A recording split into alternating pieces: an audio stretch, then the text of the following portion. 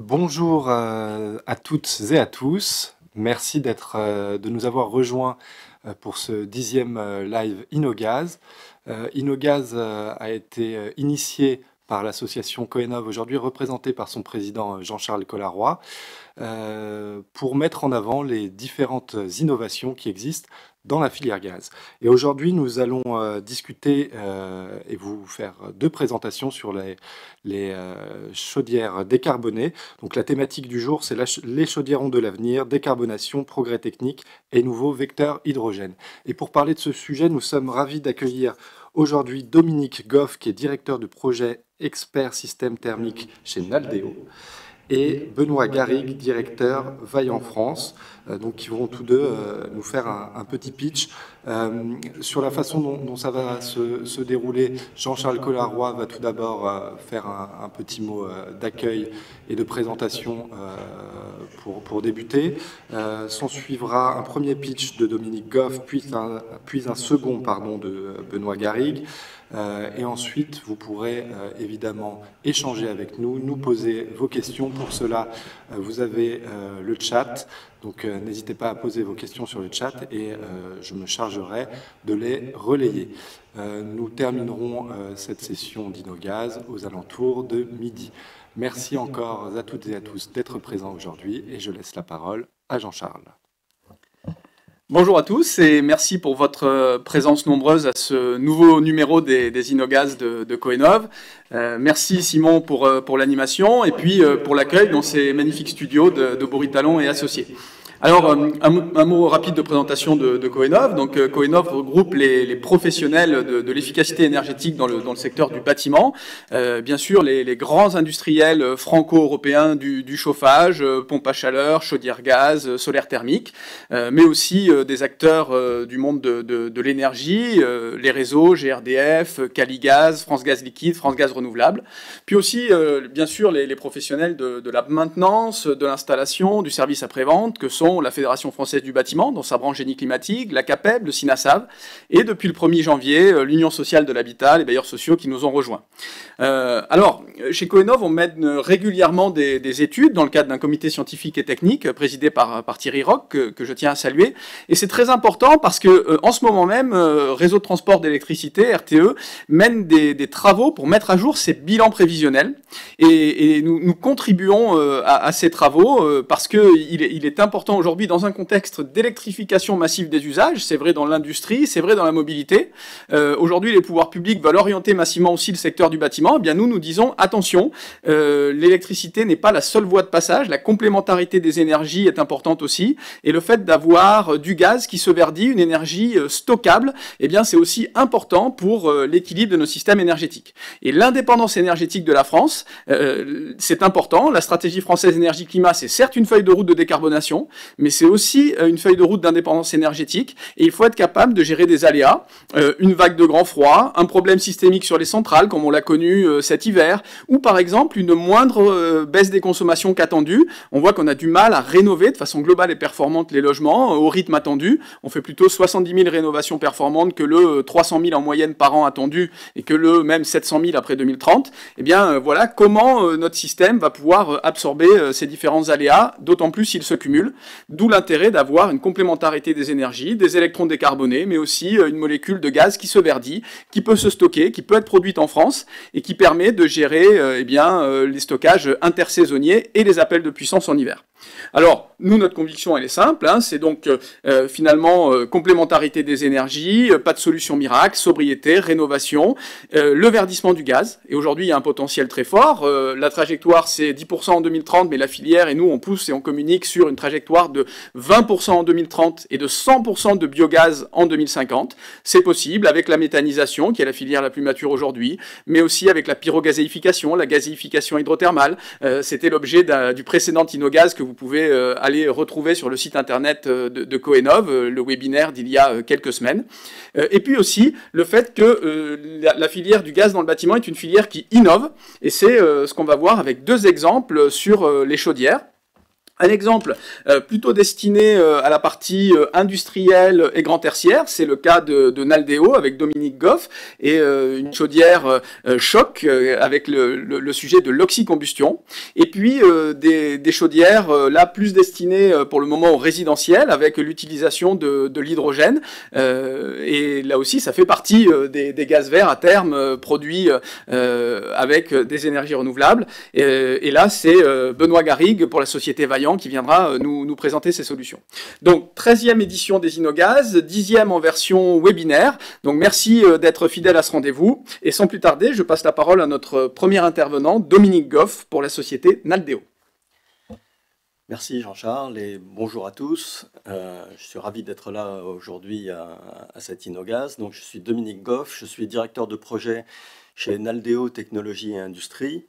Et donc Naldeo Technologies et Industrie, c'est une des 4 sociétés du groupe Naldeo, un groupe qui propose des services en ingénierie et conseil dans le domaine de l'eau, de l'environnement, de l'énergie, des déchets et des infrastructures. Et au sein de cette équipe, je suis plus spécialement chargé des projets d'innovation et de prototypage. Alors, le sujet dont je vais vous parler aujourd'hui, ce projet Choc, eh bien, c'est un projet qui s'inscrit dans le contexte de la décarbonation de l'industrie. Alors, la décarbonation de l'industrie, pour poursuivre la stratégie nationale bas carbone qui est illustrée par cette courbe que vous voyez ici, a pour objectif de faire passer les émissions de l'industrie de 140 millions de tonnes par an environ en 1990 à moins de 20 millions à l'horizon 2050. Donc vous voyez qu'on est, on est sur une réduction drastique de plus de 80% des émissions. Et où on en est aujourd'hui, eh bien, on en est à peu près au milieu du gué. En 2015, on était à peu près à 80 millions de tonnes d'équivalent CO2 émises par an. Et voilà, il nous reste encore une bonne moitié de la route à remplir. Et ce n'est pas la plus facile. Alors, sur cette trajectoire, comment se placent les chaudières? La chaleur industrielle représente environ 20 millions de tonnes de CO2 d'émissions sur les 80 qu'on avait en 2015, et donc 12 millions de tonnes spécifiquement pour le gaz. Donc, vous voyez que ça représente quand même un potentiel qui est très important. Alors, la chaudière choc, elle s'adresse vraiment à ce créneau de la chaleur industrielle, et elle a pour ambition de décarboner, enfin d'offrir aux industriels et aux grands tertiaires, aux exploitants de chaufferie, un moyen supplémentaire de décarboner leur production de chaleur. Grâce à une technologie qui est assez ancienne finalement, qui est la technologie de l'oxycombustion, qui consiste à eh bien, remplacer le comburant classique qu'on utilise dans les chaudières, qui est l'air ambiant, par de l'oxygène pur. Alors, le principe est ancien et bien connu. En revanche, aujourd'hui, il n'y a pas de propositions commerciales qui mettent en jeu ce concept, et c'est ce que l'on a voulu faire avec cette chaudière que l'on a baptisée Choc. Alors, comment ça fonctionne? C'est finalement relativement simple. Dans une chaudière classique, la chaleur est produite par un combustible qui brûle avec un comburant et fait chauffer ou voire vaporiser de l'eau pour fabriquer de la vapeur. Eh bien, dans la chaudière choc, on va avoir sur la partie eau vapeur exactement la même chose. Donc finalement, la chaudière en elle-même va peu changer. En revanche, ce qui va changer, ça va être le brûleur, puisque le brûleur, au lieu de brûler le combustible dans de l'air, va le brûler dans de l'oxygène pur. Alors, pour maintenir des températures acceptables dans la chaudière, au même niveau que celle d'une chaudière ordinaire, eh bien, il va falloir remplacer le diluant classique de la combustion, qui est l'azote de l'air, par autre chose. Et donc cette autre chose, ça va être les fumées de combustion qui auront été refroidies une fois qu'elles auront cédé leur chaleur. Et donc on va en recirculer une partie vers le brûleur pour finalement recréer un mélange oxygène produit de combustion combustion qui va avoir plus ou moins les mêmes caractéristiques de l'air et qu'on a baptisé donc ici air synthétique. Voilà, donc ça c'est le principe de l'oxycombustion. Et donc l'intérêt de l'oxycombustion, c'est que puisqu'il n'y a pas d'azote dans la chaudière, on n'en a pas introduit, eh bien il n'y en a pas à la sortie dans les fumées. Et les fumées sont essentiellement un mélange de dioxyde de carbone et de vapeur d'eau. Donc en condensant la vapeur d'eau, eh bien on obtient quasiment du dioxyde de carbone pur, donc qui est facile soit à réutiliser, soit à envoyer vers un site de stockage. Parce qu'aujourd'hui, hein, Dominique, quand on fait la combustion avec de l'air, Oui. on a un CO2 qui n'est pas exploitable aussi facilement que celui que vous obtenez. Exactement, puisque en combustion à l'air, le CO2 est présent dans les fumées à hauteur de 20% environ au maximum, alors que là, on va avoir, comme je le disais, plus de 90%. Donc vous voyez que c'est beaucoup plus facile de le réutiliser. Alors, la chaudière choc, contrairement à une chaudière classique, donc qui va prendre son carburant, enfin son combustible directement sur le réseau et son comburant dans l'air ambiant, eh bien, elle va avoir quand même besoin d'un petit écosystème pour fonctionner, puisqu'on va rajouter à l'écosystème habituel de la chaufferie deux éléments que sont l'approvisionnement en oxygène et l'évacuation du CO2. Alors, l'approvisionnement en oxygène, il peut se faire de différentes manières. Il peut se faire soit de manière distante, par camion, à partir d'un approvisionnement donc soit traditionnel par liquéfaction de l'air, qui produit oxygène et azote, soit par des moyens plus récents, donc mettant en jeu des énergies renouvelables et spécifiquement la production d'hydrogène par électrolyse à l'aide d'électricité verte, puisque l'électrolyse de l'eau produit hydrogène et oxygène. Donc demain, quand on sera sur un site industriel, on va avoir besoin d'hydrogène, par exemple, dans certains process. On va faire de l'électrolyse de l'eau, on aura l'hydrogène. Et si on arrive à récupérer du coup l'oxygène grâce à cette électrolyse, on va pouvoir ici le valoriser dans ce processus-là. Exactement. Et donc c'est particulièrement intéressant parce que aujourd'hui l'oxygène qui est issu de l'électrolyse n'est pas valorisé. Et voilà, on va en avoir de plus en plus, ce qui va contribuer effectivement à créer des conditions favorables à l'utilisation de l'oxycombustion. Alors le deuxième aspect novateur dans l'exploitation d'une chaudière de type choc, c'est l'évacuation du CO2. Donc là encore, on a deux solutions essentiellement qui sont, bien, la première c'est l'enfouissement. Donc on voit bien que le CO2, une fois enfoui, ne sera plus dans l'atmosphère et donc permettra de faire baisser la concentration du CO2 atmosphérique. Donc ce sera possible si la chaudière se trouve soit à proximité d'un site d'enfouissement, ce qui n'est pas forcément le plus facile, mais à proximité également d'une infrastructure de transport du CO2 pour l'amener vers un site d'enfouissement, que ce soit onshore ou offshore. Et donc ça, c'est beaucoup plus envisageable.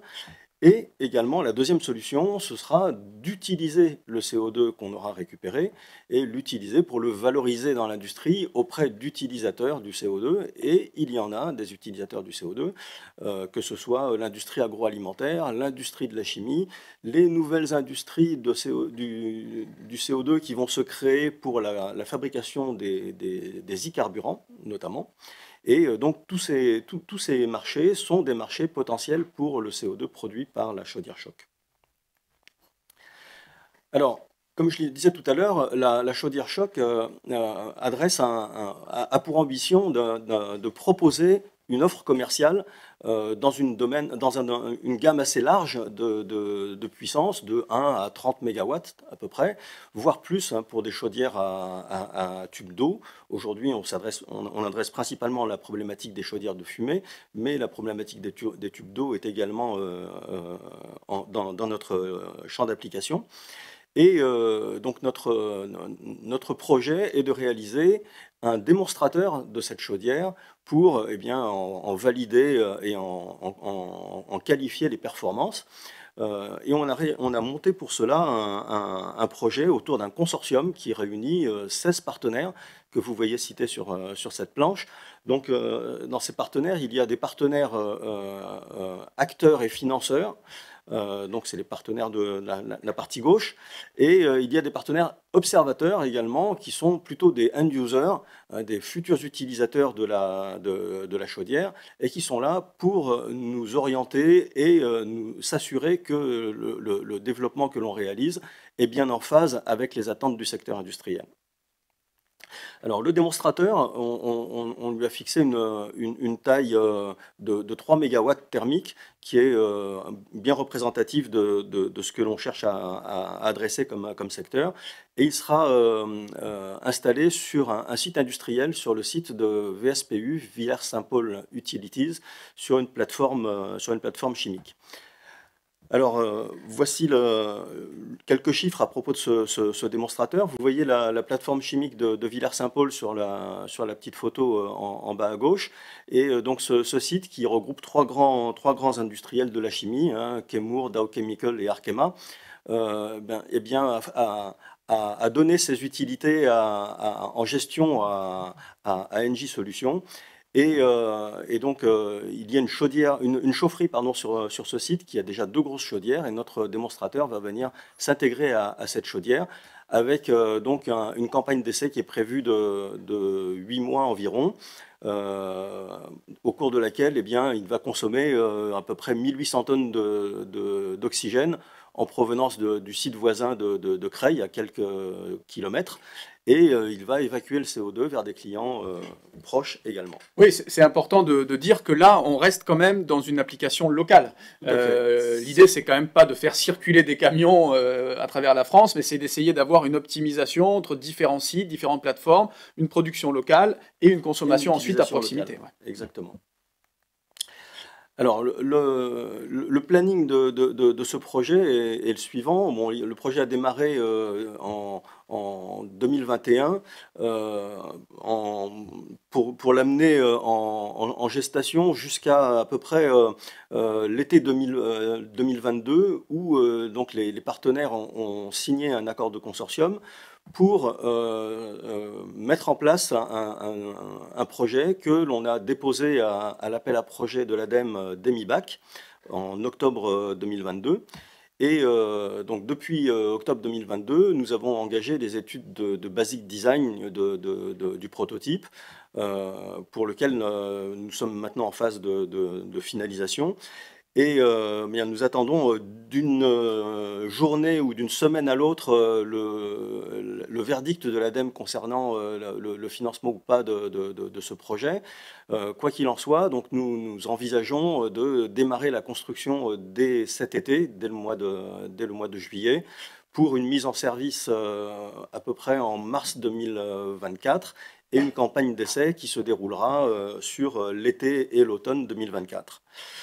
Donc nous espérons, avec ce prototype, pouvoir proposer une chaudière à la commercialisation dès 2025, une fois qualifiées les performances de ce produit. Et donc cette chaudière permettra d'offrir aux industriels et aux exploitants de chaufferie une alternative à leurs équipements actuels. Notre ambition et notre marché premier, c'est celui du renouvellement des chaudières du parc existant, avec environ un potentiel d'un millier de chaudières dans une gamme de puissance de l'ordre de 1 à 10 ou quelques dizaines de mégawatts. Et donc une possibilité de valorisation du CO2 auprès d'industries que sont les industries agroalimentaires, les industries de la chimie, voire les sites de méthanisation en brûlant du biogaz brut sur les sites de méthanisation, parce que c'est une des caractéristiques de notre chaudière de pouvoir brûler du biogaz brut, puisque le CO2 est directement récupéré, le CO2 du biogaz est directement récupéré en sortie de la combustion. Voilà, alors la chaudière choc n'a pas la prétention de résoudre tous les problèmes et d'être la panacée en termes de décarbonation de la chaleur industrielle. Néanmoins, elle a tout à fait sa place auprès des autres solutions qui sont en train de voir le jour, comme les chaudières électriques, les chaudières biomasse, les pompes à chaleur haute température, les chaudières à hydrogène dont va parler Benoît tout à l'heure. Voilà, c'est une chaudière qui va avoir eh bien, ses avantages. Elle se substitue de manière très simple finalement aux chaudières existantes. Elle ne change pas les habitudes de l'exploitant de chaufferie et donc elle a beaucoup de synergie avec le développement futur de l'industrie décarbonée, notamment autour de l'hydrogène et des carburants verts. Voilà, je vous remercie beaucoup. Bien, merci beaucoup, cher Dominique Goff, pour cette présentation. On voit quelque part une belle innovation hein, qui permet aussi, avec la compatibilité avec le biogaz, eh bien d'avoir quelque chose qui offre une décarbonation quasi complète hein, du chauffage dans l'industrie. Là, peut-être aussi des perspectives dans le tertiaire. Est-ce que c'est déjà des choses que vous avez envisagées? Est-ce qu'il y a un projet pilote qui est dans les tuyaux ou c'est encore un peu trop tôt? Alors, on a des contacts très intéressants avec des exploitants de chaufferie pour le tertiaire également. Donc, bon, ça n'est pas la cible première de notre projet. Néanmoins, certaines applications tertiaires ont des puissances qui sont tout à fait compatibles avec les chaudières que nous développons. Et donc, nous avons cet objectif-là également d'adresser la décarbonation du secteur tertiaire. Bien, merci pour cette présentation. Nous allons passer maintenant au sujet de l'hydrogène. Alors, je le dis tout de suite, on va traiter là le sujet des usages de l'hydrogène, mais on sait aussi qu'il y a des enjeux majeurs à la fois dans la production, pour que demain l'hydrogène soit une production verte, alors qu'aujourd'hui elle est majoritairement carbonée, hein, c'est souvent du craquage du méthane, et donc il y a un enjeu pour décarboner la production d'hydrogène, on a parlé de l'électrolyse tout à l'heure entre autres, et puis aussi des sujets sur le transport et les réseaux s'adaptent aujourd'hui pour pouvoir transporter l'hydrogène. Mais aujourd'hui, on va parler des usages avec Vaillant et Benoît Garrigue qui va nous présenter les solutions de chaudières à hydrogène développées par son groupe. Merci Jean-Charles pour cette invitation et puis bonjour à tous nos auditeurs. Alors effectivement, c'est avec beaucoup de plaisir aujourd'hui que je vais partager pour vous quelques éléments forts sur le développement de la chaudière à hydrogène de la marque Vaillant, une solution qui pour nous s'inscrit véritablement dans le plan de décarbonation des bâtiments dans le résidentiel. Alors la pompe à chaleur, le gaz vert pour les chaudières THPE, mais aussi pour les solutions hybrides, Pack Gaz joue aujourd'hui un rôle clé dans la décarbonation des bâtiments. Et on va le voir, nous pensons fortement que la chaudière à hydrogène vert, a aussi une place complémentaire dans ce mix pluriel de solutions pour décarboner l'habitat. Alors quelques mots avant sur Vaillant Group, qui est une entreprise familiale, leader sur le confort thermique sur le marché européen. On est un acteur bien impliqué dans la transition énergétique avec deux piliers. Un pilier historique qui est bien sûr le gaz et un second pilier développé depuis, on va dire, une dizaine d'années. C'est une seconde activité sur la pompe à chaleur. Alors quelques chiffres clés. Pour vous illustrer tout cela, c'est 16 000 collaborateurs répartis dans plus de 80 pays. On a produit sur l'exercice 2022 un chiffre d'affaires de plus de 3 milliards. On a une véritable politique de RSE avec une certification EcoVadis médaille d'or obtenue en 2022 qui a sanctuarisé cette stratégie RSE. On peut dire que l'ADN de Vaillant, c'est un ADN d'innovation. Alors le premier élément qui peut illustrer ça, c'est la capacité à déposer des brevets, environ une cinquantaine par an sur les 10 dernières années. 11 sites aujourd'hui de production et de R&D répartis en Europe, avec un collectif de plus de 700 personnes sur la R&D.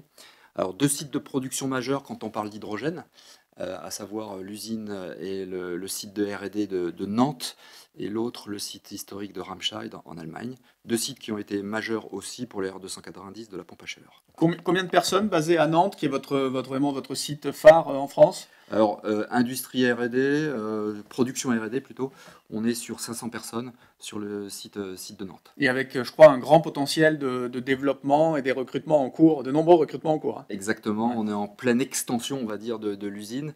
On est sur vraiment une activité qui se développe, donc une extension du site historique nantais. Donc vous voyez, l'hydrogène pour nous s'inscrit dans un continuum d'activités historiques qu'on a sur le gaz. Et l'idée, pour la petite histoire, avant de commencer sur l'hydrogène, c'est l'année 1874, une année un peu symbolique, puisque c'est l'année de création de l'entreprise Vaillant, par son fondateur que vous voyez ici à droite, Johann Vaillant. Et c'est la même année où Jules Verne a prédit un avenir dans son roman L'île mystérieuse à l'hydrogène, en disant que l'hydrogène fournira à terme une source de chaleur inépuisable et une intensité que la houille ne saurait voir. Donc vous voyez, on a un narratif particulièrement positif sur cette histoire d'hydrogène. Et l'idée maintenant, c'est de vous montrer comment produire une flamme propre afin de faire ce pas supplémentaire dans la décarbonation de la combustion. Alors pour comprendre la chaudière à hydrogène, il faut revenir et comprendre certaines propriétés physico-chimiques de la molécule d'hydrogène. Donc vous le voyez, en haut à droite, on a une réaction de combustion qui est une réaction classique d'oxydoréduction entre un combustible dihydrogène et un comburant, l'oxygène de l'air. C'est une réaction fortement exothermique, c'est-à-dire qu'elle va dégager de la chaleur, donc c'est l'énergie qu'elle va dégager. Et on a aussi la particularité de ne pas émettre de CO2, donc on n'est pas du tout émissif en termes de dioxyde de carbone. Donc beaucoup de chaleur, pas de CO2, pour l'instant ça semble idéal, on va continuer à découvrir ces propriétés. Alors, sur le tableau, on va raisonner ligne par ligne, en voyant d'abord que c'est une molécule qui est plus petite que le CH4. Donc on a une taille et à la fois aussi une viscosité qui rendent la molécule, on va dire, très fuyante. Donc au niveau du stockage et du transport, on sait que c'est une donnée à prendre en compte, mais on va voir que sur le sujet de la combustion propre, c'est pas une chose, c'est pas un dossier sensible. Il est fondamental aussi de comprendre la distinction entre la flamme du CH4, du méthane, du gaz naturel, et la flamme de l'hydrogène chauffé. Donc les caractéristiques de la flamme d'hydrogène, elle est bien particulière, en ce sens qu'elle est invisible. En effet, le rayonnement de l'hydrogène chauffé se situe essentiellement dans le domaine de l'ultraviolet, donc dans des ondes entre 100 et 400 nanomètres, donc on est en dehors de la lumière visible. Premier élément. Deuxième élément, on est sur des chaleurs de combustion qui sont assez fortes, puisqu'aujourd'hui, 1 gramme d'hydrogène libère 2,5 fois plus d'énergie qu'un gramme de CH4. Alors ça, c'est contrebalancé en revanche par une densité qui est plus faible que le CH4. Donc on va voir qu'on a un jeu à jouer entre la densité et cette molécule qui est pleine d'énergie pour gérer parfaitement la combustion. Deuxième chose, on a une énergie de combustion qui, vous voyez, est 15 fois inférieure à celle du gaz naturel. Donc le challenge pour nous va être au niveau du parcours du dihydrogène dans la chaudière, d'éviter toute source électrostatique pour éviter une étincelle. Dernier point, la vitesse laminaire de flamme, donc c'est la célérité de la flamme de dihydrogène, qui est de 2,7 mètres secondes versus 0,4 pour le méthane. Donc on voit qu'on est 6 à 7 fois plus rapide. Donc la problématique, le challenge ici, ne va pas être de gérer un décrochage de flamme, comme on pourrait l'avoir avec le CH4, mais à contrario, de gérer ce qu'on appelle les retours de flamme, les flashbacks.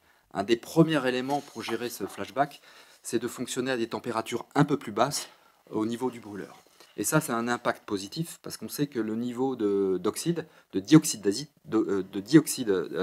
d'azote plutôt, il est corrélé à la température de fonctionnement. Donc là, plus on est bas, moins on émettra de NOx, et donc on est plutôt dans une émission bien moindre que les chaudières actuelles en termes de NOx. Donc on l'a vu, beaucoup d'avantages, puisqu'on a une réaction très exothermique, on n'a pas de libération de CO2, très peu de NOx. Donc l'idée, c'est maintenant de voir comment, à partir de ces propriétés physico-chimiques, notre équipe de jeunes ingénieurs de R&D a conduit le développement pour faire une combustion parfaite de l'hydrogène. Et un enjeu de sécurité à bien maîtriser avec cette énergie de combustion que vous avez pointée et justement cette vérification de pas d'électrostatique à proximité des conduits d'hydrogène. Exactement, premier point. Deuxième point, c'est sur l'étanchéité. Alors là, vous avez la coupe d'un bloc de combustion classique, d'une chaudière commercialisée aujourd'hui. On va voir les différences en termes de développement qu'a engendré la combustion du dihydrogène. Donc je reviens d'abord sur l'étanchéité. On a vu qu'on avait une molécule très petite et qui avait un potentiel de fuite existant. Alors il faut savoir que le concept, la plateforme aujourd'hui de nos chaudières est très étanche et qu'on n'a pas eu à revoir ce concept d'étanchéité en termes de production par rapport à la problématique hydrogène. Le seul élément qui va changer, c'est au niveau de la production et des tests en fin de ligne. On va faire des tests avec des seuils d'étanchéité plus bas pour quand même vérifier qu'on est sur une étanchéité maximum. Mais en termes de concept, il n'y a rien qui est changé. On l'a vu, on émet dans des lumières UV. Donc là, par contre, en termes de détection de flammes, qui est le second point qu'on a dû gérer, on est passé sur des capteurs UV qui existent communément dans l'industrie. On a juste travaillé sur la sensibilité du signal UV quand on travaille à des puissances mini en termes de chaudière. Donc là, sur le schéma qu'on voit, la flamme est colorée, mais en fait, dans la réalité, elle ne l'est pas. On ne la voit Exactement. Pas. Là, on est sur la version actuelle du gaz naturel où on a une flamme colorée. D'accord. Mais sur l'hydrogène, on ne la verrait pas. Exactement. Comme vous l'avez dit, en termes d'électrostatique, on a regardé que sur tout le parcours de l'hydrogène au sein du bloc de combustion, donc en amont de ce bloc, on n'est pas de source d'étincelles électrostatiques, ventilateur compris, donc on a réussi à certifier tout cela. Et nos ingénieurs, dernier point, ont travaillé sur la partie du brûleur et plus précisément sur l'optimisation des sections de passage du mélange air-gaz. C'est les petits trous là que vous voyez sur la partie bleue. Donc ce travail est destiné à deux choses en fait. Il est destiné à avoir un débit optimal du mélange air-gaz. On l'a vu qu'on avait des volumes différents à gérer que pour la partie méthane. Donc on doit optimiser ce mélange-là et on doit avoir une flamme stable et éviter le flashback, le retour de flamme. Donc le travail à porter sur ces petits trous, en termes de taille, en termes de nombre et en termes de position les uns par rapport aux autres. Donc on a un concept qui a été breveté sur ce point-là. Et si jamais on avait à gérer un retour de flamme, on a un safety concept qui permet d'isoler et de cantonner ce flashback au niveau de ce bloc de combustion. Donc maintenant passons à la partie démonstration de ces nouvelles chaudières. On va dire que c'est une démonstration en 3 étapes. Première étape, c'est une étape qui est aujourd'hui, à l'heure où je vous parle, où nous commercialisons déjà des chaudières THPE certifiées 20% d'hydrogène. La seconde étape sera d'apporter sur le marché une chaudière THPE 20% quittable à un moment donné de sa vie, avec donc un kit de combustion qui lui permettra de devenir 100% hydrogène. Et la troisième et dernière étape, ce sera d'avoir une chaudière sortie d'usine 100% hydrogène. Donc vous voyez, on a une progressivité en termes d'offres produits sur le marché qui est calquée sur la progressivité de l'offre d'hydrogène vert qu'on va avoir sur le territoire. Donc maintenant, on va revenir sur chacune de ces 3 étapes. Bon, première étape, c'est la plus évidente, c'est celle d'aujourd'hui. Donc on a une technologie aujourd'hui qu'on appelle UniDetect qui nous permet de gérer une combustion parfaite avec une certification 20% d'hydrogène. Donc aujourd'hui, quelle que soit la qualité du gaz dans le réseau, on peut afficher une performance maintenue et une efficacité maximale, avec des valeurs de modulation de 1 à 8 et une chaudière faite pour être maintenue et installée de façon très très facilitée par la filière. Donc vous le voyez, cette première étape, en fait, c'est une plateforme pour les produits qu'on va avoir en étape 2 et en étape 3. Benoît, là, je me permets d'insister sur le point que vous avez mentionné. Maintenant, c'est installation facilitée. Ça, c'est important parce que est-ce que ça demande une formation, des qualifications particulières pour ceux qui viennent faire l'entretien de ces systèmes? Comment vous gérez ça? Comment vous avez anticipé ça? C'est un sujet important, ça. Tout à fait. Vous allez voir que sur la philosophie de développement, que ce soit sur l'étape 1, 2 ou 3, on a un produit qui va être un continuum en termes de compétences et de certification. pour l'ensemble de la filière. Et quand je parle de filière, c'est à la fois la partie installation et la partie aussi de maintenance dans la durée de vie du produit. Donc là, on a bien fait attention à produire quelque chose qui se situe dans un continuum et on n'est pas dans la disruptivité en termes de produits. Deuxième étape. Donc deuxième étape qui consiste, comme je l'ai dit, à apporter sur le marché une chaudière quittable, qui au départ est 20% certifiée et qui, à l'aide de l'installation de ce kit, va devenir 100%. Et donc vous le voyez, une fois quitté, ce produit a la même empreinte dimensionnelle et le même design qu'une chaudière d'aujourd'hui. Et c'est très important parce que quand on parle de ces produits, on est sur un marché qui peut être de la rénovation et donc on colle vraiment en termes de dimension à ce qu'il faut pour remplacer dans nos habitats. Un second point sur lequel on a été vigilant, c'est le temps d'installation de ce kit. L'objectif au départ, c'était de 1 heure en termes de temps d'installation. Et les essais qui ont été faits ont montré que ce 1 heure est une réalité. Donc en fait, le kit a été conçu pour être installable en 1 heure sans démonter la chaudière en place. En termes de maintenance, je dirais qu'il n'y a pas de check supplémentaire par rapport à une chaudière actuelle. Donc, comme on le disait, on est vraiment dans un continuum. On a un produit qui est pensé filière et qui est construit filière. Troisième étape, avec là une chaudière qui sort 100% hydrogène d'usine, de série, montée, pré-réglée. Donc, on est dans cette philosophie de produits installables par le plombier chauffagiste et maintenables par notre SAV. Et on est sur un bloc de combustion qui ressemble tout à fait en tout point au bloc de combustion quittable qu'on a vu en étape 2. Donc en termes de politique publique, c'est intéressant puisque on produit cette logique de continuité. On amène sur le marché une chaudière qui va se comporter comme une chaudière traditionnelle. On fonctionne aux mêmes températures. On fonctionne à des niveaux de pression identiques. Côté industriel, c'est un produit qui n'est pas plus compliqué, je dirais, qui est aussi facile à produire qu'une chaudière actuelle. On met sur le marché un produit qui a un objectif de durée de vie identique à la chaudière actuelle, c'est-à-dire plus de 15 ans. Et on se positionne sur un niveau de prix identique à la chaudière d'aujourd'hui. Alors, où vont être finalement les usages de ces chaudières à hydrogène? Où sont les projets pilotes en Europe? Alors, pour identifier les usages de ce produit, il faut regarder ça à la maille européenne. Donc, on a mis en place une série de démonstrateurs sur l'Europe. On a commencé il y a 2 ans sur l'Angleterre. Et si vous le remarquez, sur cette quinzaine de projets, on voit qu'on a une majorité de pilotes qui sont sur les 3 géographies que sont le Royaume-Uni, les Pays-Bas et l'Allemagne. On sait que sur ces pays-là, aujourd'hui, ils envisagent en effet un approvisionnement plus rapide et plus élevé en hydrogène que la France d'ici 2030. Et on est ici sur un potentiel identifié plus important dans les bâtiments sur la période 30-50. Oui, parce qu'ils ont eu ces pays-là, Pays-Bas, Royaume-Uni, ont des réglementations qui sont un peu en avance de phase et un soutien à l'hydrogène, y compris en Allemagne, qui est un peu en avance de phase par rapport à celui de la France, même si aujourd'hui, avec le plan France 2030, en France, on est en train de rattraper le retard. Tout à fait. On a un retard parce que c'est vrai qu'au départ, il y a un fléchage qui est plus vers, on va dire, 2 secteurs qui sont d'abord le secteur industriel avec la production d'ammoniac, de méthanol et la partie sidérurgie. Deuxième point, on est sur la mobilité lourde, c'était les fléchages de départ. Mais aujourd'hui, on a un contexte français général en termes d'équipement, de réglementation, d'économie, qui semble devenir plus favorable à l'hydrogène vert dans l'habitat. Voilà, donc on a une filière qui commence à bien prendre le dossier, que ce soit niveau industriel, niveau énergéticien, niveau gestionnaire de réseau. On voit un mouvement vers l'hydrogène dans l'habitat.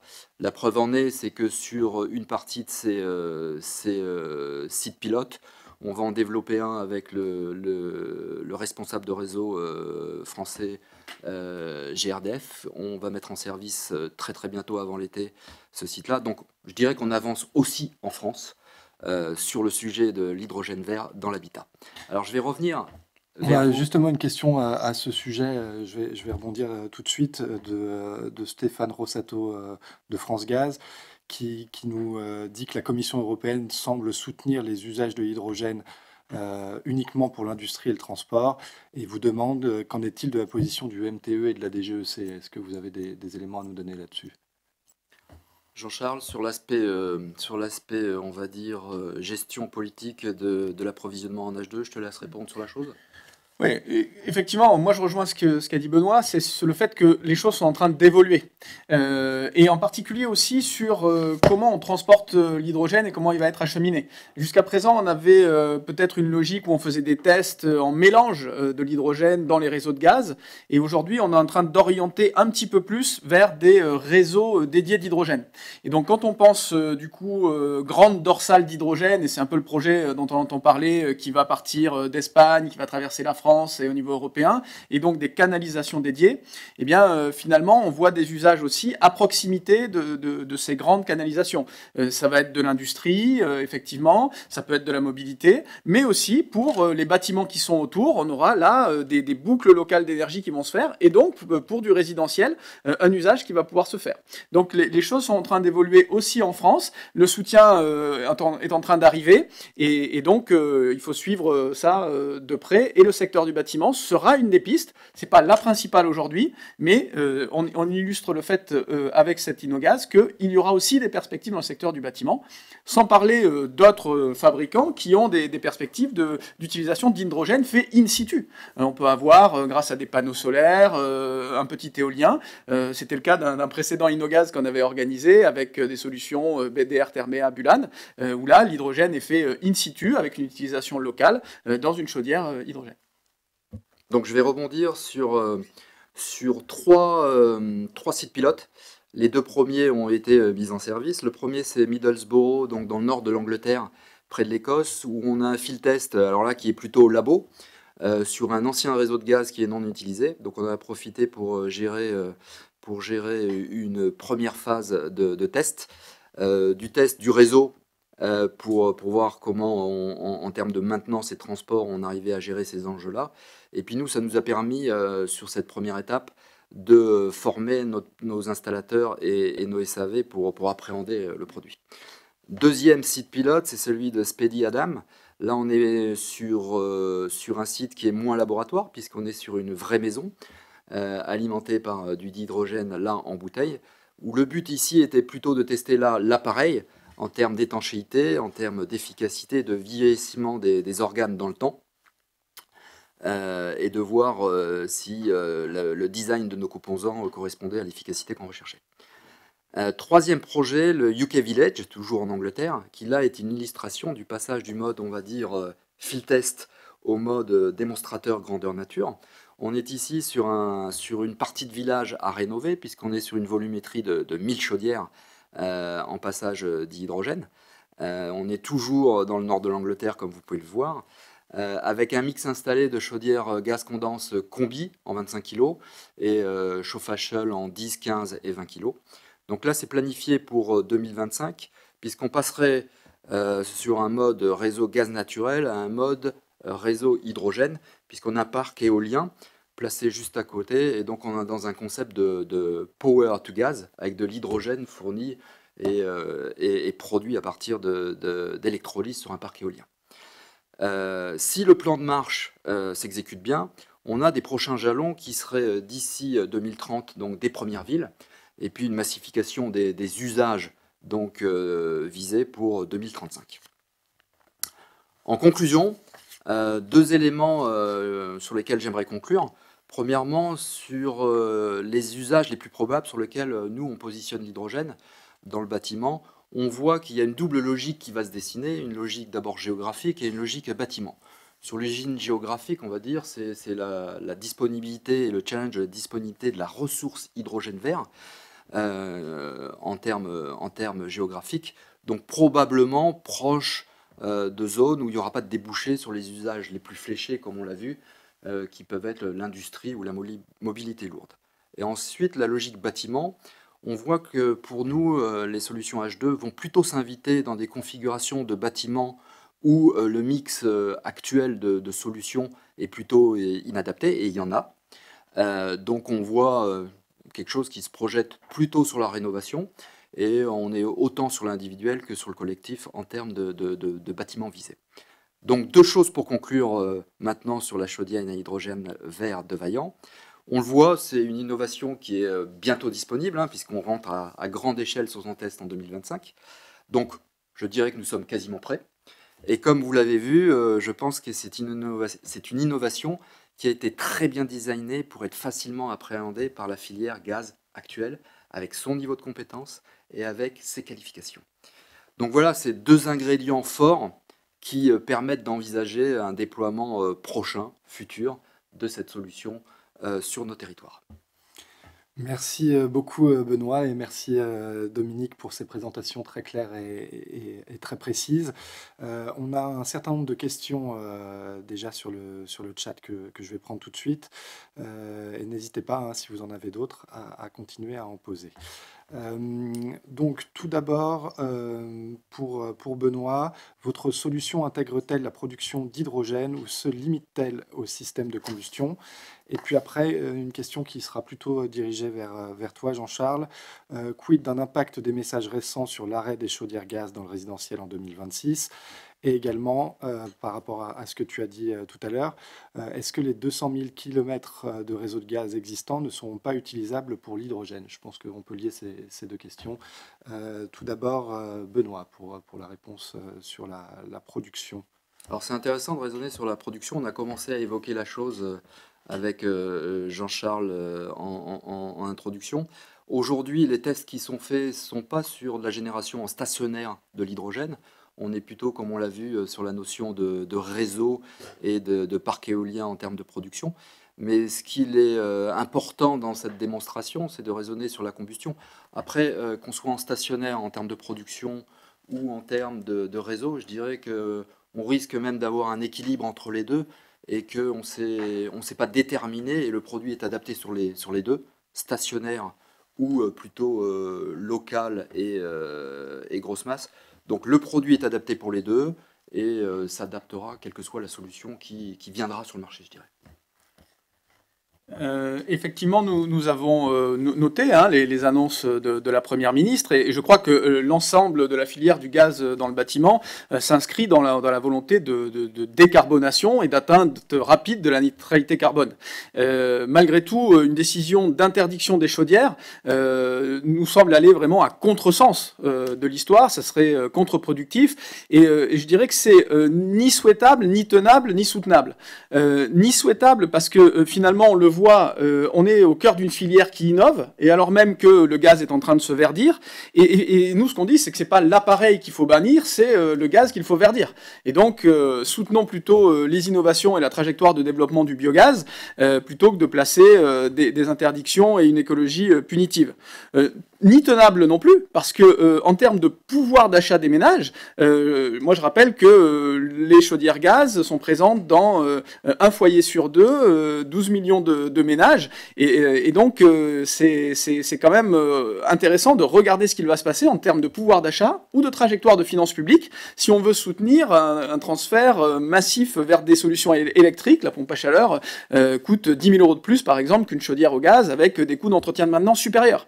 Donc c'est ni souhaitable, ni tenable, ni soutenable, parce que pour le réseau énergétique français, alors même qu'on fait l'électrification massive de l'industrie et de la mobilité, eh bien rajouter une électrification à tout crin du secteur du bâtiment, alors même qu'on a des problèmes de stockage intersaisonnier, eh bien ça créera des tensions. Et cette annonce qui est faite là, alors même qu'on n'a pas les résultats de RTE qui met à jour ses bilans prévisionnels, eh bien ça nous semble une décision anticipée. On essaye d'argumenter et on espère que tout le monde va revenir à la raison pour garder un bon équilibre des énergies. Et sur les 200 000 km de réseau?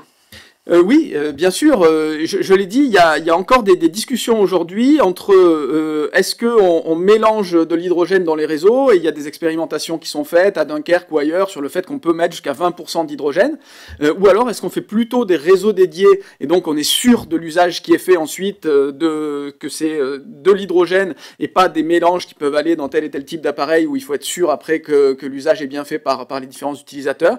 Donc voilà, ces différentes logiques sont aujourd'hui à l'étude. on pourrait faire vraiment un InnoGaz spécifique sur production d'hydrogène et les choix de grands choix de transport au niveau européen. Mais donc c'est intéressant de voir que de plus en plus on va développer des réseaux dédiés et donc avoir des usages à proximité et des bâtiments pourront en bénéficier. Il a été évoqué des quartiers, des entreprises, des PME qui vont pouvoir profiter finalement de ces boucles locales de transport et de distribution d'hydrogène. Merci bien. Benoît, encore. Vous nous avez parlé tout à l'heure de ces trois étapes dans le temps, où est-ce que ça nous amène, comment ça se décline, 2025, 2030, peut-être après. Et une question concernant le prix, on voit que le sujet du pouvoir d'achat est quand même très important aujourd'hui. En termes de coûts, par rapport à une PAC, à terme, où est-ce que ça nous amène aussi? Est-ce que vous avez déjà des idées là-dessus? Et puis même en prix de la molécule aussi, je pense que c'est intéressant d'avoir des éléments là-dessus. Alors sur le timing en termes d'étapes, donc aujourd'hui on est en plein étape 1 puisque on est sur du 20% certifié. On l'a vu aujourd'hui, le réseau peut être amené à accueillir du dihydrogène. On dit qu'on est sur des valeurs entre 6 et 7 aujourd'hui. Des expérimentations sont faites jusqu'à 20%. Et après, c'est passé à une autre échelle qui serait de 100%. Nous, ce qu'on dit, c'est qu'aujourd'hui, le plan de progression de nos field tests nous amène à un horizon 2030 et que la massification des usages, comme j'en parlais, pourrait se faire à partir de 2035. Donc, vous voyez que ça nous oriente vers un horizon à 10 ans en termes de possibilités d'accès véritable à un marché de masse. Et ce qui me ramène à parler donc du coût de ces chaudières, qui est intimement lié, on le sait, en termes d'industrie, au volume qu'on peut être amené à amener sur le marché. Aujourd'hui, le plan de développement en termes de coûts a été orienté pour se figer sur le prix actuel de production d'une chaudière THPE gaz naturel. Donc on est sur une équivalence et pour rester donc dans un univers, on va dire, de possibilités et d'accès du particulier à la technologie qui reste identique à aujourd'hui. Merci bien. Dominique, j'ai envie finalement de vous poser un peu la même question sur les étapes de développement. Si vous pouvez nous en dire un peu plus sur votre vision à 5-10 ans, comment tout ça s'oriente? Alors, effectivement, comme je vous l'ai dit, nous, on envisage une expérimentation dans les 18 mois qui viennent pour un début de commercialisation dès 2025. Alors, cette commercialisation, alors on n'est pas du tout sur les mêmes ordres de grandeur que Vaillant en termes de marché, hein, puisque nous, on parle de quelques centaines, milliers de chaudières et non pas plusieurs dizaines de milliers comme on pourrait l'imaginer pour l'habitat. En revanche, donc, ce qu'on envisage, c'est un déploiement de au moins une centaine de chaudières dans les 5 ans qui suivent la fin du projet, donc dans la période 2025-2030. Avec donc comme je l'ai dit, des clients potentiels qui ont déjà fait part de leur intérêt dans le produit, puisqu'ils font partie intégrante de notre consortium de développement, et donc avec des sites déjà identifiés pour la mise en place de chaudières de type choc. Merci bien, Dominique. Alors, nous n'avons pas de questions à ce stade, donc n'hésitez pas si vous voulez des précisions complémentaires. Jean-Charles, peut-être? Peut-être, oui. Dire un mot sur les potentiels d'hydrogène en France, hein, parce que j'ai parlé tout à l'heure des potentiels de biogaz, en citant les différentes technologies, méthanisation, pyrogasification, gasification hydrothermale, méthanation. Ça représente un potentiel de 320 TWh en 2050. Et donc, ce potentiel, il est déjà supérieur à la consommation de gaz projetée de la France en 2050. C'est pour ça qu'on dit qu'en 2050, on pourra être la France pourrait être totalement autonome par rapport à sa consommation de gaz. Et se rajoute à ça un potentiel de production d'hydrogène vert que les experts quantifient entre 80 et 100 TWh d'hydrogène. Donc on voit que si on met l'hydrogène vert dans la famille des gaz verts, et c'est le cas, eh bien on a un potentiel qui est un maximum, hein, mais de 420 TWh de gaz vert ou bas carbone. Et donc c'est phénoménal parce que ça montre que la France pourrait être indépendante, parce que la consommation sera entre 250 et 300, voire même exportatrice de gaz vert et bas carbone. Donc soutenons vraiment ces démarches, soutenons aujourd'hui les technologies qui sont matures, c'est le cas de la méthanisation, les agriculteurs, parce qu'en plus ce sont énormément d'externalités positives, des revenus complémentaires pour les agriculteurs, pour des emplois locaux pour les territoires. On utilise aujourd'hui, on valorise des déchets, on est dans l'économie circulaire. À la sortie d'un méthaniseur, on a des digestats qui permettent d'éviter la consommation d'engrais pour les agriculteurs et on sait que c'est très émissif en gaz à effet de serre. Donc soutenons vraiment déjà cette trajectoire de 20% en 2030 et le chemin vers le 100%. Les technologies émergentes en termes de recherche et développement, pyrogazéification, gazéification hydrothermale, et puis bien sûr l'hydrogène, le verdissement de l'hydrogène qui sera utile dans les différents secteurs. Alors, si je peux me permettre d'ajouter un point par rapport à ça, Jean-Charles, vous avez parlé de la méthanisation et des gaz verts. Alors, dans le concept de la chaudière choc, qui est une chaudière donc à oxycombustion avec récupération du CO2, on est dans un concept où quand le gaz qui est brûlé est un gaz vert, on crée un puits net de CO2, puisque le CO2 peut être revalorisé, voire stocké, séquestré, alors qu'il n'a pas d'empreinte fossile. Donc on est sur une technologie qui va continuer, je dirais, à agir pour la décarbonation de l'atmosphère, au fur et à mesure que le réseau gazier va se verdir via le biométhane, via l'hydrogène et via même la combustion directe de biogaz brut, comme je le disais tout à l'heure, sur les sites de méthanisation. Et finalement, Jean-Charles, tout ça nous renvoie à des choix politiques et à la prochaine PPE qui va être en discussion là dans les mois à venir et aux objectifs ambitieux, plus ou moins ambitieux, sur ces différentes énergies. Oui, bien sûr. Je le redis. Alors, ce qui est intéressant, c'est que la programmation pluriannuelle de l'énergie, qui est la feuille de route énergétique de la France pour les 5 et 10 ans à venir, d'habitude, c'était un décret qui était pris dans les ministères. Donc, la dernière, qui a été finalement élaborée en 2018, c'était un décret. Et puis, on a fait évoluer la loi, et maintenant, ça doit passer devant le Parlement. Et c'est pour ça que à l'été et à l'automne 2023, les députés et les sénateurs se saisiront de ce sujet et discuteront de cette feuille de route pour les 5 et 10 ans qui viennent, donc 2023-2028 et 2028-2033. C'est pour ça que l'objectif de 2030, qui aujourd'hui est inscrit dans la loi qui date de la LTECV, loi de transition écologique pour une croissance verte de 2015, c'est 10% de biogaz par rapport à la consommation en 2030. Mais à cet objectif, on doit et on peut le faire évoluer. La filière dit et montre qu'elle peut faire 20% de biogaz en 2030, et ça représente environ 70 TWh de biogaz, plutôt que le 10% actuellement inscrit. Et c'est d'autant plus important que finalement ça donne des perspectives à tous les acteurs qui font des projets. Donc il faut ce soutien public, et ce qu'il faut dire aussi, c'est que la méthanisation, le développement du biogaz, c'est la seule filière aujourd'hui qui respecte et qui dépasse ses objectifs de la précédente PPE, de la précédente feuille de route. On est à 9 à 10 TWh de production et de capacité d'injection, alors que les objectifs à fin 2022 étaient à 7 TWh dans la précédente PPE. Alors que sur les énergies renouvelables électriques, elles sont en retard. Donc la filière a montré sa capacité à faire, à développer des projets. Donc soutenons-la, donnons-lui les moyens d'atteindre ce 20%, et c'est le chemin vers le 100% et l'autonomie énergétique en gaz renouvelable.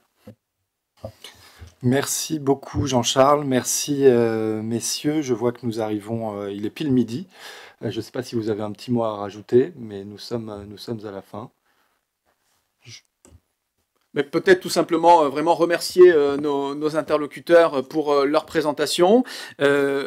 c'est l'objectif de ces Inogaz, de bien montrer qu'on est sur une filière qui innove, que quand on parle d'hydrogène ou d'oxycombustion, en fait les pilotes sont d'ores et déjà là, et donc on n'est pas dans une énergie d'avenir, mais on est déjà dans le présent, que c'est par le foisonnement de toutes ces technologies, le verdissement des molécules de gaz, CH4, hydrogène, et bien que l'avenir de la filière se fera, et que donc ça ne fait pas de sens finalement de venir mettre un coup d'arrêt à ces filières innovantes en stigmatisant la chaudière, alors même que demain on voit qu'on aura des perspectives, que ça sera au contraire un vecteur de solution et un outil de décarbonation.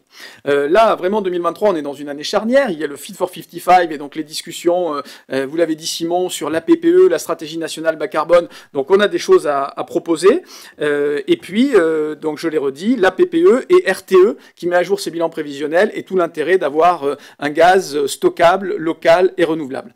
Donc, encore merci pour votre présence dans ces Inogaz, pour vos présentations. Vous pouvez retrouver la vidéo sur le site internet de Coenov et les différentes présentations qui ont été faites. Et puis, rendez-vous dans quelques semaines pour un nouvel Inogaz.